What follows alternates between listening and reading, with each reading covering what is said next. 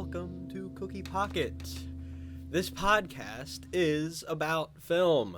Mm-hmm. We have Cristiano and Zackamundi. I don't know what I was doing there. Zackamundi. Yep. I know what Christian's thinking of when I said Mundi, but anyway. Yes. Christian and Zach are here, and we are discussing 1917. Yes. From 2019. Yeah. And 1917 is a British war film. Okay. Directed and produced by Sam Mendes, and takes place in April of during the First World War. I know, you have to guess the year. It's a new game. It's a tricky guess. When the German army has withdrawn to the Siegfried Hindenburg Line. We're gonna hang out the washing on the Siegfried line. I love that song. Anyway, so the German army... All right, be quiet, Zach. I'm still summarizing.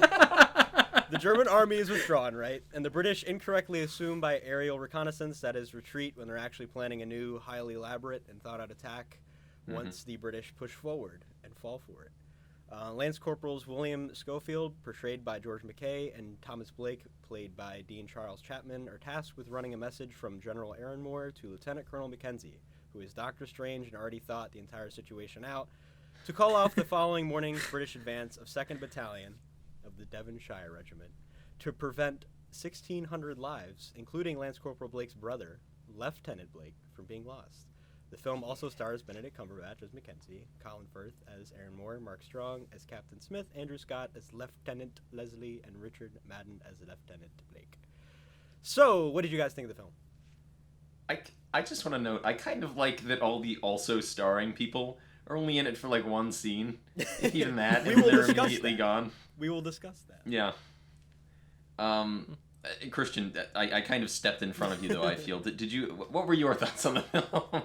Oh, no, you're totally good. I quite liked it. I thought it was excellent. I don't really have a lot or any criticisms. I gave it a 4.5 out of 5 because I thought it was really, really great. I tried to make a point of really watching for points in which they would not have been able to do it all in one shot, or like more obvious transitions.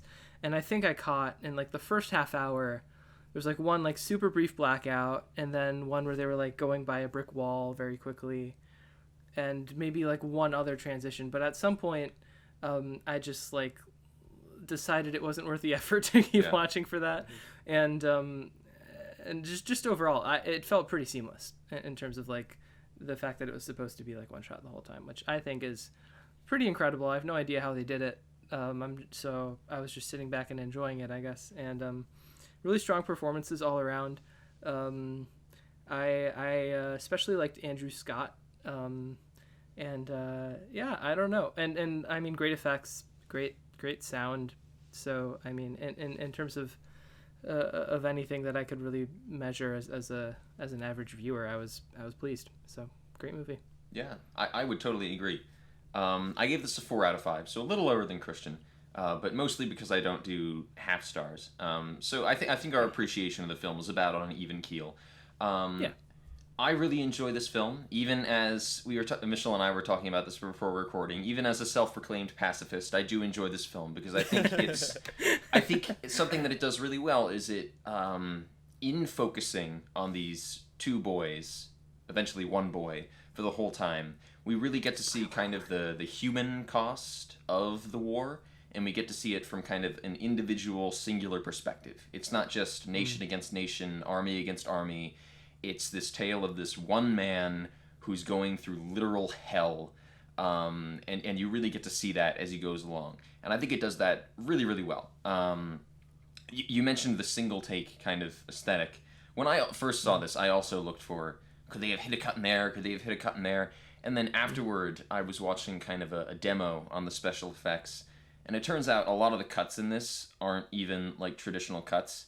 A lot of the time, the cuts are like hidden in plain sight because they just did digital animation of like a single frame of them like moving. Huh. Like there's a segment in the early part of the film. There's one shot where he jumps down into a crater, and you like see him jumping, and him jumping is a digital animation.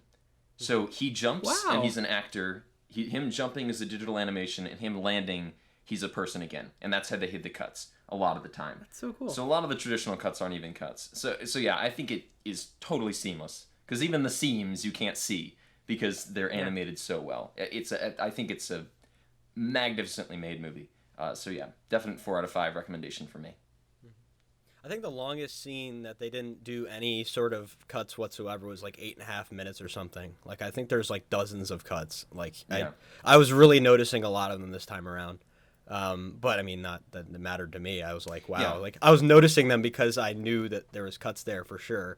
And also just because this is the only possible way they could have cut it, like right at this very exact split second. But if you're not looking for it, you're not going to notice it. The only time is right pretty much or towards like the third act, I think, when he blacks out. I gave this movie a 4 out of 5.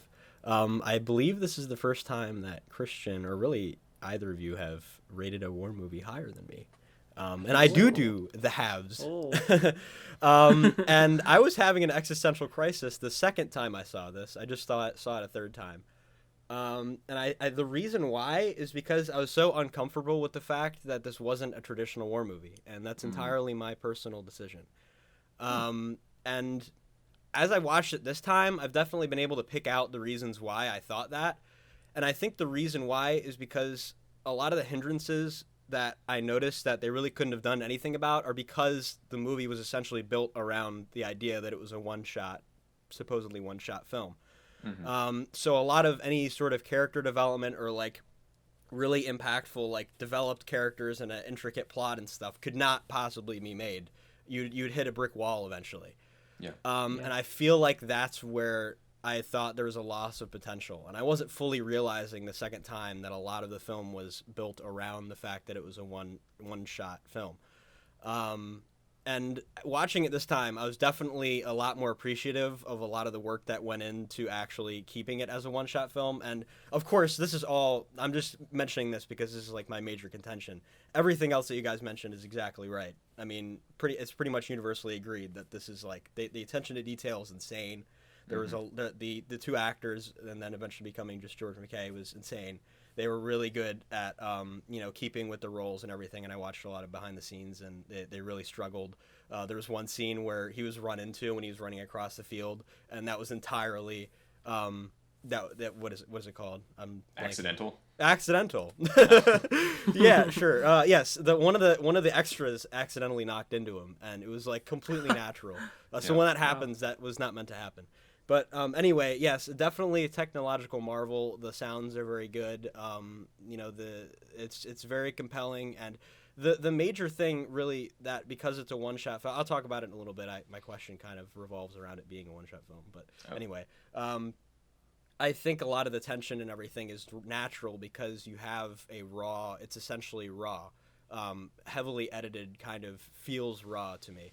And just filming raw automatically grants you access to a lot of different facets of like tones and things like that you can really flesh out of people just by showing them a camera that's constantly on, because you get safety from the cuts and things like that. Mentally, you feel a lot better when things are cut most of the time. But because it's raw, they automatically get like easy points in the thriller department for that. But ultimately, I mean, most of the film is very well done. There's a lot of unconventional choices that they made regarding its making, and I think it mostly paid off. So I gave it a 4.5 out of 5. So concerning my first question, I said that dozens of moments in the film that are not in shots and large objects take up full frames. We were talking about that. That's when they kind of decided to cut, and you can't really notice them. So, elephant in the room, what is your final determination about the one-shot decision? Like, them deciding to do this film one-shot. Like, you have all the other elements in the film. Could it have anything been done better or worse if they decided not to take that route? Well, I heard that when the film came out, there were certain sections of the film community, I guess, people I knew at school and people online who said that the one-shot thing was a gimmick and that it didn't actually contribute anything to the film. Which How pretentious. Okay, let's not talk down people's opinions, because I can understand where you might be coming from with that statement, because One Shot is an entirely stylistic decision from the outside looking in. Right. And doing a movie like that can often end up feeling style over substance, because you're making the priority the production rather than the story. So I can kind of get that. But I personally feel that the single shot complements the story here for the reasons you mentioned. It really draws you into the story. It makes it an individual thing. It puts you in the experience with this character to the point that when you get to the end and he's running across no man's land and running into people, like I felt like I was watching Rocky climb the steps in Philadelphia. Like I was like clapping. You're really into it because you've gone on this journey with the character, and I feel like there are certain things that you could have done with traditional edits and cuts and storyboarding, but at the same time, so many other war movies have done that already. Mm-hmm. And I feel that the style here contributes to making this a different kind of war narrative and a different kind of war film in a way that if they had just blocked and shot it with standard tripod and dolly shots, it wouldn't have ended up being. So I personally think it helps the movie, and traditionally shooting it, whereas you maybe would have been able to do some more scenes, would have made it a less interesting movie. Mm-hmm. Yeah, I think I agree. Great question, though, Mitchell, Yeah. for sure. It's definitely interesting to think about. I think my answer is pretty similar to Zach's. I agree with everything he has to say, but I guess to add to that, when I think about a film or really like any work of art or just any composition in any medium, I think that oftentimes the best way to fully realize a vision is to acknowledge the limitations of whatever it is you're trying to do, and I think Zach said it perfectly when he said this is very much like a journey you're going on with this one character, or I guess the pair for the first half. Mm-hmm. But and I think like at some point, pretty much every creator should understand that whatever it is they're making pretty much can't be perfect. Like not every film has the same obligation to realize an intricate plot or to develop a full cast of characters. And I think the decision to make this a one-shot was not so much a gimmick as it was an understanding of what it is they were trying to achieve from the outset, mm-hmm. which is take us on this oftentimes horrific journey. And like Zach said, by the end, you're totally engrossed and it works. And I think that's much better than like forcing some of a character arc for like one of the lieutenants or something. Right. You know, and by the way, I had absolutely no idea that that the other guy was going to die like 40 or so minutes into the movie. That came as a total shock to me. Mm-hmm. So I pretty much agree with Zach. I think recognizing the limitations of the story you're trying to tell is usually an apt thing to do if you want to present it in the best way that you can. Yep, you pretty much explained what I was trying to grapple with a little while ago. I was trying to consider, I at one point I was thinking it was possible that this could be gimmicky to me. I'm being totally honest. I was thinking this might be a cover for the fact that they can't come up with an original story with original events and things like that. And then I realized that really you kind of have to come to the realization that there really isn't a whole lot of original things you can come up with, except it's much easier and also more technologically available, I guess, to go in this route and be so stylistically creative with things that we already know. And even then, a lot of people haven't really seen World War I movies, so there's even less of a reference there. So this is even more foreign to people that aren't familiar with that. And I think they knew what they had to include in order for it to feel like a naturally occurring story, with obviously some, things that were unrealistic. Like, obviously, if you just took this entire story on its face, it would be very, very unrealistic, but entirely missing the point if you did that. I'm playing devil's advocate. Because really, like Christian had said so eloquently, that it's really, they had to understand what they were working with, and they had to understand what kind of scale they wanted to approach this with, because assuming that they're going to take the entire scale of the whole war and then shrink it down is way, too ambitious. So they realized that if they focused on one soldier and were able to take events that definitely happened, like, Mendes's grandfather was in the war, then, and stringing those together in a naturally occurring pacing, in a well-paced kind of way, would definitely serve really well with the medium they're trying to use. And I think it really was, it turned out really well. So I've come to that conclusion. I'm not, this is a gimmick. It was not like Saving Private Ryan in the first 20 minutes. I would also say, if I may, I would also say that the single take thing does have a definite artistry in and of itself. I mean, if you look at 1917 compared to something like Alfred Hitchcock's Rope, which is like one of the very first films that was like, oh, it's going to be all one take.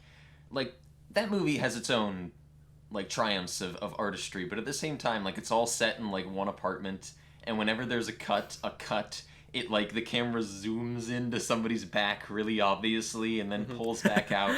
Like, I think the single take thing is a legitimate sort of form of filmmaking that's definitely evolved over time. To say that it's just a gimmick that hasn't really added anything or evolved in any way is just blatantly untrue. Yeah. I would say. Yeah, I totally agree.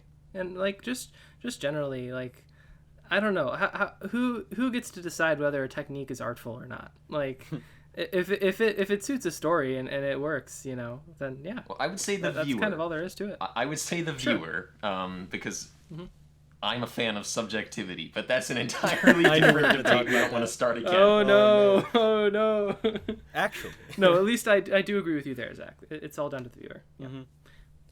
Okay. As we saw, Lance Corporal Blake took the L and got stabbed by a guy he was trying to save because he's an idiot. And do you think this surprise largely worked, particularly because they had to rely on George McKay's performance for the rest of the film?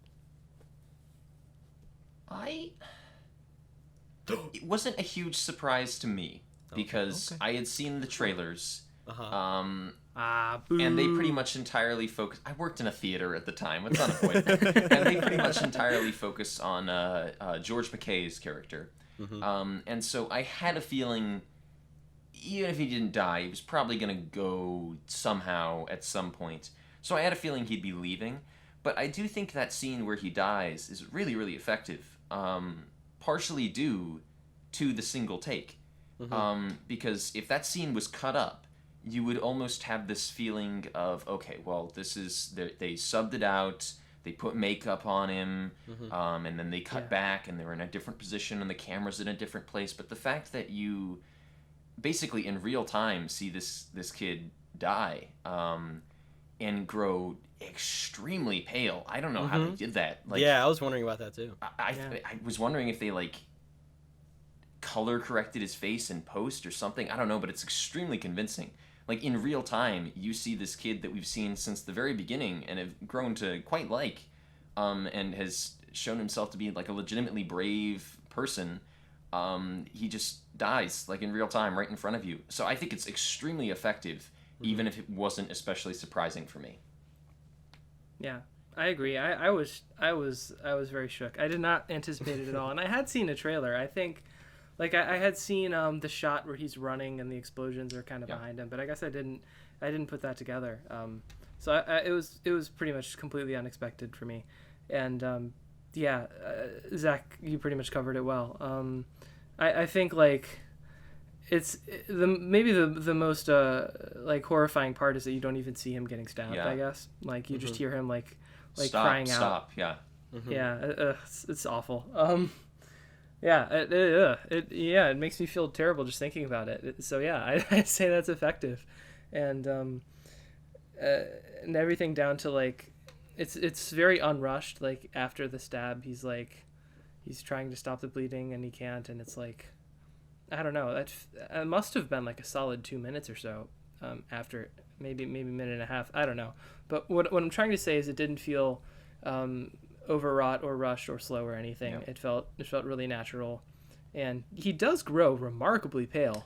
Yeah. And it's effective. So yeah, I would say I was stunned. Totally did not expect it. And in fact, like the way they were posturing the two, since he was the guy that was called first, I was sort of figuring him to be the lead more so than George McKay's character. But I found it very effective. It's a psycho switch out where your lead basically dies halfway through.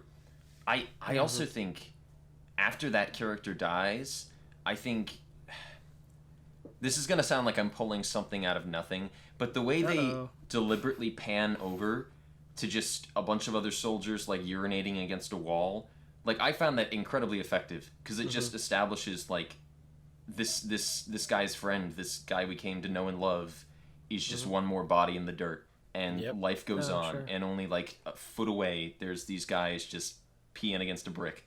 Like I thought that was extremely disheartening and effective. Mm-hmm. Yeah, and they're all on the truck, just jushing, whatever the word would be. And a minor thing I wanted to mention was the historically accurate, mostly accurate diversity between the soldiers. I think there was like what's like Liverpool or something, or like and there's a Cockney accent in there, and there's like a Scottish one. There's like and then the Indian guy that was really cool. I like that whole just random guys just talking about random stuff, and using historically accurate language, and just like, imitating the guy in command. Very can confirm does happen. That was really But yeah, and then George McKay is just like sitting there staring. Anytime he's standing around, he's staring. He's done at that point.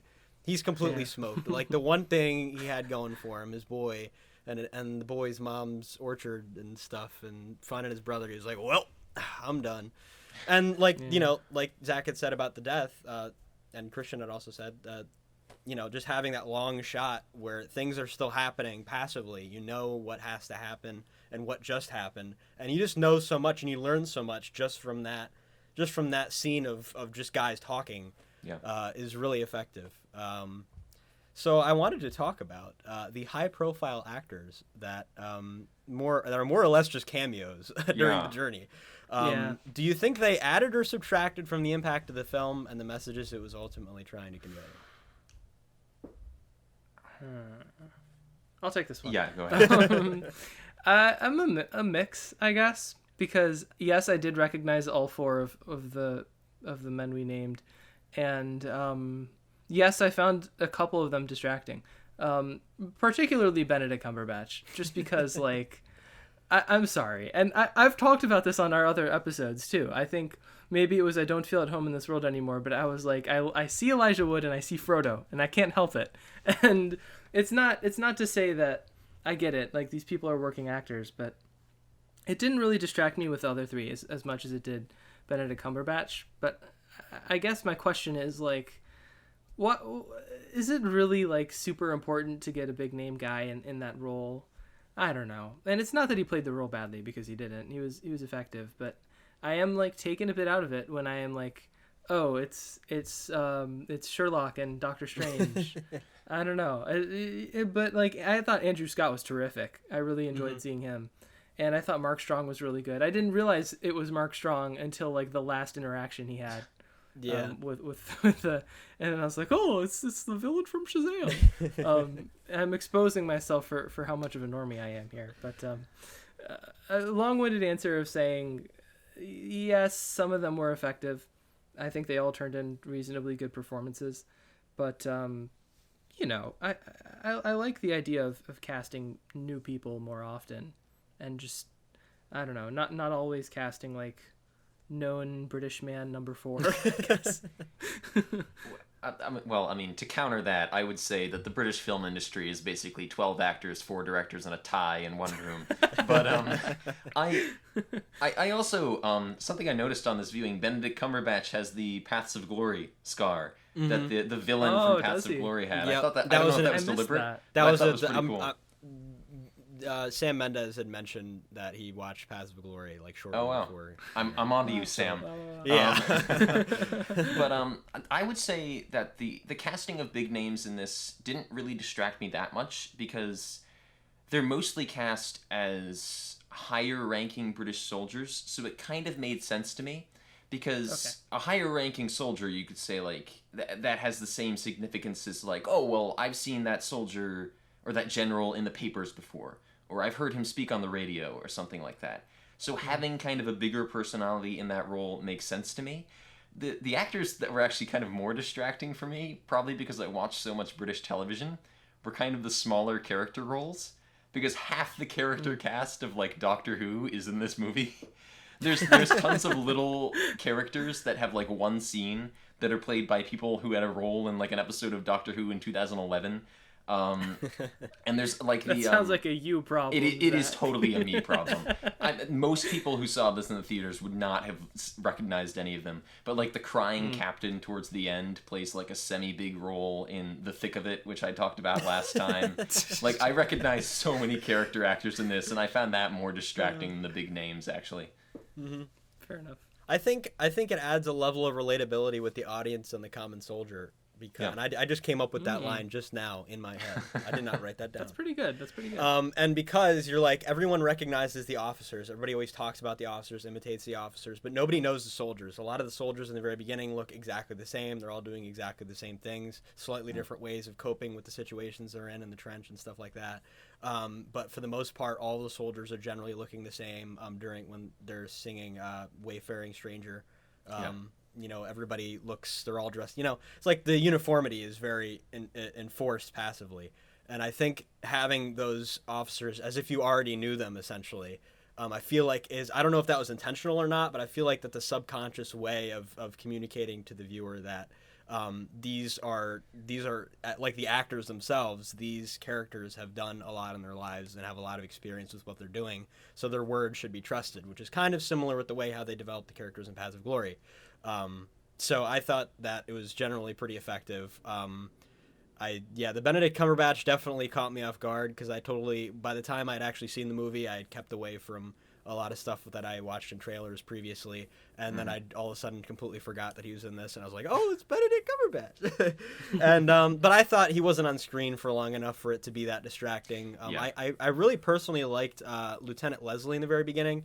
Andrew Scott. Yeah, Andrew Scott was really... He has a personality. I was thinking, like, if he took that cigarette out of his hat and dropped it, they'd have to do over the entire scene. I was like, the dude was totally slick with everything he was saying. And, like, and you know people like that in real life that are that clever. Like, it was, like, really pushing, you know, a really good personality. So he was my personal favorite out of the four, I think. Yeah. But, yeah, I thought it really worked. And I think it was, you know, I really worked, yeah. I don't know how to conclude that sentence. But one of the final things I want to talk about was by the end, things kind of return to status quo. So Schofield finds himself with his eyes closed next to the tree. And except this time he's holding the picture with his wife and children. Yeah. And that's just shortly after he gives Blake's brother his rings and dog tags.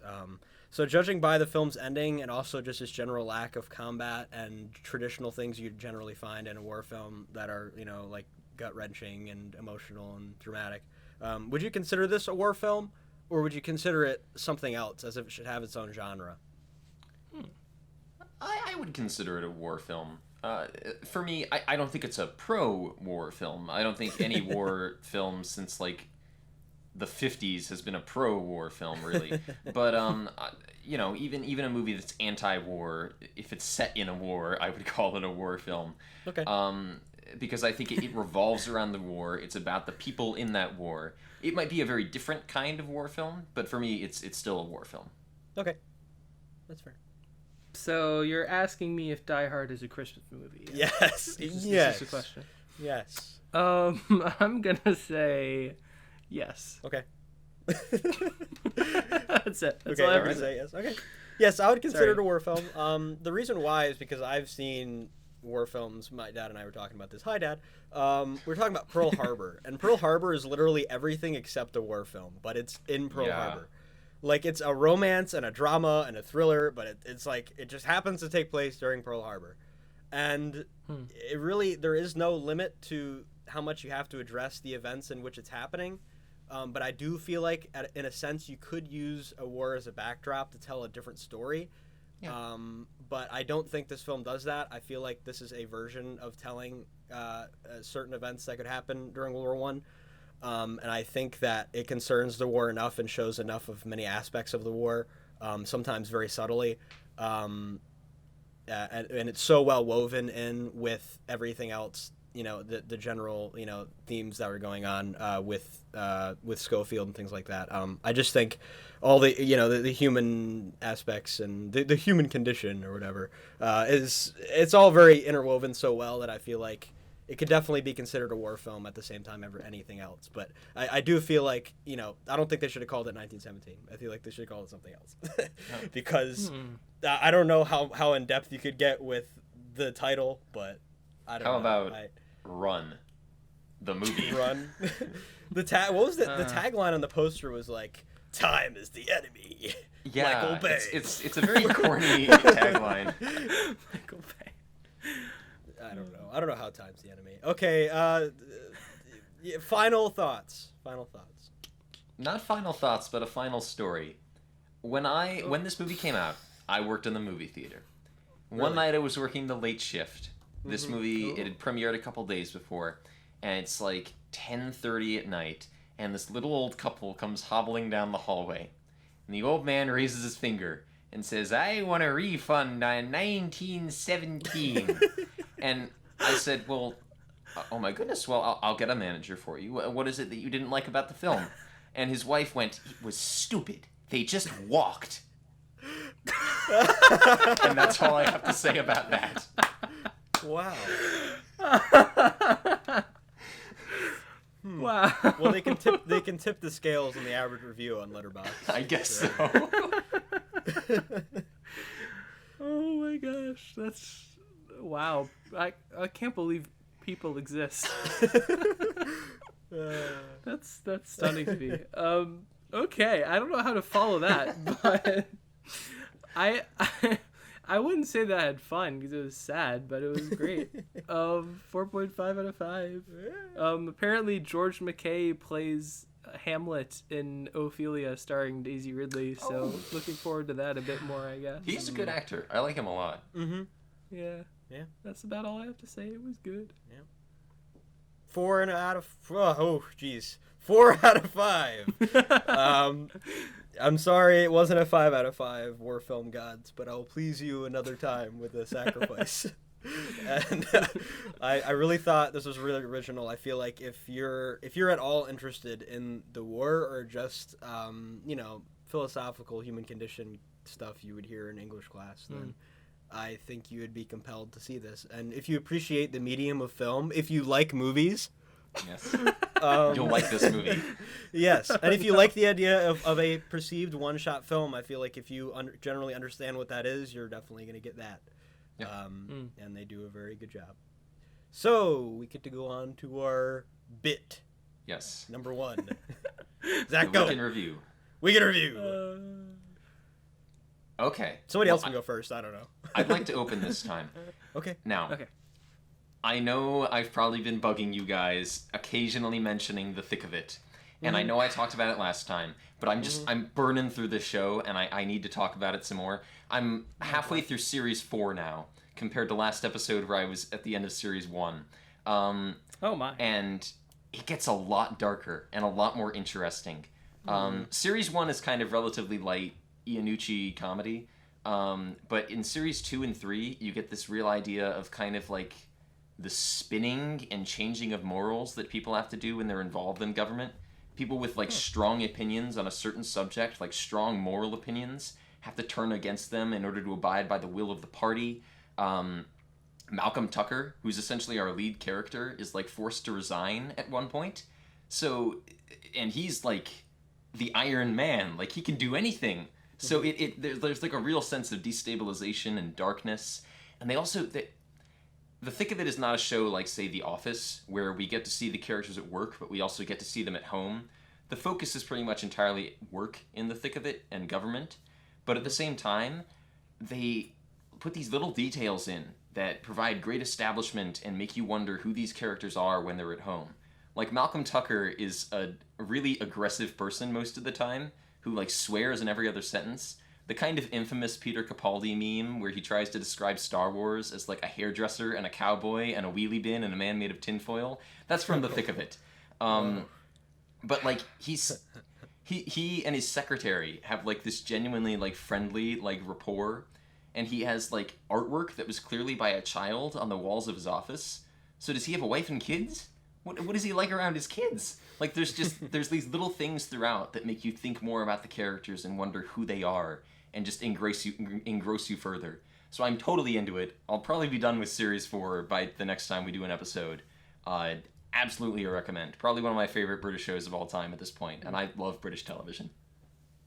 I don't know, Zach. Sounds like a lot of work to me. Seems like a lot of time. 3 episodes, 6 episodes, 8 episodes, and 7 episodes. You can watch that in like an afternoon. Okay. Yeah, I thought you were burning through like 20 episode seasons here. It's a British show, which means they make them every now and then when they're not doing a movie. Sounds Fair like enough. BBC propaganda. Oh my goodness. Yeah, state media. It's about how the government is incompetent, and it's funded by the British government. Those bloody Tories. Oh, that explains a lot. Anyway, let's see. I'm going to talk about reading, something that today's kiddos aren't interested in anymore because they're too busy with rap music and flash dancing. But now that I've gotten that out of my system, I've been reading some Walt Whitman lately. I got a pretty massive book of Leaves of Grass and like other poems he's written like a couple years ago, and it's a very slow burn. It's pretty dense, but sometimes I pick it up and I stumble upon something that strikes me as really meaningful and applicable. And particularly, I came across 2 poems. I won't read them, but Sometimes with One I Love and To a Stranger are both very excellent poems about the way you might relate to someone, both someone you know and someone you don't know, and how you might like perceive certain moments as intimate, even if they're occurring in passing. Walt Whitman has this way of describing the mundane and the natural as really miraculous, and sometimes it's a little too much. Like he'll just like list like every country in the world or every type of person in the world, and you'll be like, okay, Walt, I understand where you're going with this. But most of the time, it's pretty thoughtful and effective. So, yeah, I'd recommend those 2 poems to anyone who relishes a deep thought here and there. Mm-hmm. And if you just want to like live with nature, yeah, because humanity sucks. These are both true statements, yes. Yes. I saw 16 Candles. Not for the first time. Not for the first time. But I don't remember the first time seeing it. If you look at anything in the 80s, if you look up everything that ever happened in the 80s, ever, and anything offends you, do not watch 16 Candles. Because it just, John Hughes, he nails it. He nails it. And I am a fan of dark humor, and I'm a very good person. So I just want to leave that out there. If you do say so yourself. So I say 4 out of 5, as if I have my hands in my fellow companions' jeans, walking to school, and listening to Aerosmith, and Is there Aerosmith in the movie? I don't remember. Oh, okay. Maybe. I perked up at Aerosmith of all things. Yes, but it's very well done, very John Hughesy. I think it's one of his better films. A lot of people are not a big fan of this. They feel like it's a little too, artificial and not well, put together, and it's not very, not very original. But I thought it was kind of cute, and I thought there were some really, really well done moments that really felt relatable. And I feel like a lot of the big ideas that it presents are going to be timeless. It's just some of the incidental things that I think not everyone will appreciate. In fact, a lot of people would not appreciate it. But yes, I think it's definitely got its own charm.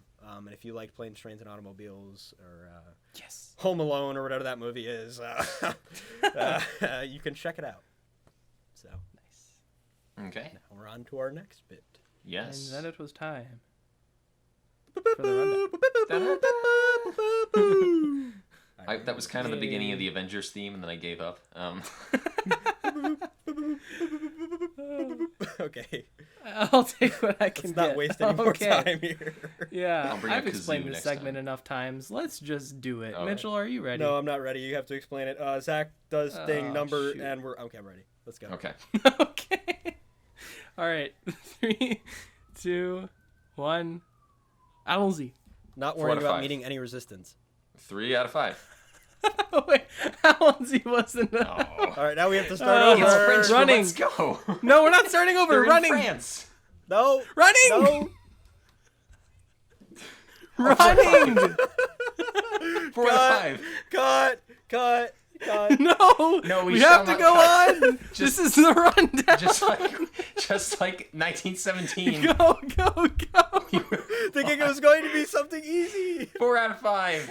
Milk. 4 out of 5. Being forced to be involved because your brother is involved and then dying. 3 out of 5. Plot lock. 4 out of 5. Zach devaluing a medal by pointing out it's just a bit of bloody tin. 5 out of 5. Benedict Cumberbatch disappointing me. 3 out of 5. Mom's orchard back home. 4 out of 5. Rats. 3 out of 5. The lines being conveniently cut by the Bosch when they fell back. 4 out of 5. The baby. 3 out of 5. Stormtroop and aim. 2 out of 5. Time. The way you said the baby made me baby. made it difficult for me That to was go on. undoubtedly the worst rundown we've ever done. We were kind of like George McKay at the end of this film. You know, we went out to no man's land and we immediately ran into another person. Ooh, that was good. Man, we stumbled a lot on that. Yeah. Well, I guess a lot of those are going to go to the finale then. I guess. We actually didn't have that many left. Dear listener, Yeah, could that- you even understand any of those? I don't know. Dear listener. Oh well. Oh, should I do the preview? Yeah. Maybe. Yeah. Fun Okay. time. Let's hope Okay, go. I'm remembering correctly. I believe I'm up next to host. Yes, and you are. Yes, you are. Yes, I'm you are. I'm checking my notes so that I don't say the wrong thing, but I'm pretty sure it's Marriage Story, directed by one Noah Baumbach, starring Scarlett Johansson and Adam Driver, and yeah, I think it's fantastic, and I hope you all feel the same. Catch us next time for some discussion about a really sad or a really funny film, depending on who you ask, I guess. It can be both, too, but we'll talk about that. Yes, of course, we will. This has been Cookie Bucket. This is a podcast about film, or whatever the tagline. I don't know. Is that what it is? I think so, Yeah, yeah. close enough. Okay. Episode 28. Fun times. Okay. Wow. See you on the front line, soldier. Yeah? Goodbye.